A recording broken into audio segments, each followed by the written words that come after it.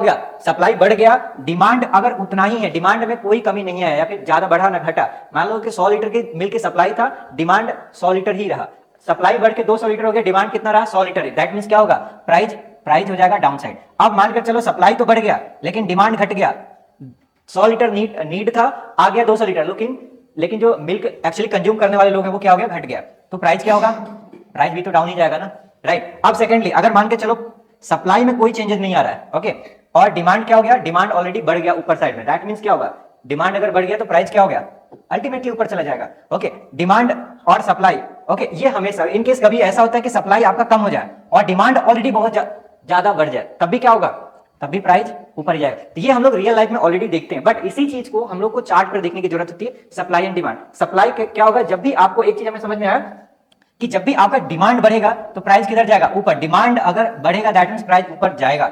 अगर हमने ये देखा सप्लाई अगर बढ़ जाएगा, सप्लाई कभी भी बहुत ज्यादा बढ़ जाएगा, सप्लाई अगर ज्यादा होगा तो प्राइस क्या होगा, प्राइस नीचे जाएगा, तो प्राइस डाउन साइड में आएगा, राइट। अगर सप्लाई वही चीज है, डिमांड अगर बढ़ेगा दैट मींस प्राइस भी बढ़ेगा। ये सिंपल सा लॉजिक है, जिस सिंपल सा लॉजिक को हमेशा यूज किया जाता है। चलिए स्टॉक मार्केट के अंदर भी हम लोग इसी चीज को यूज करते हैं।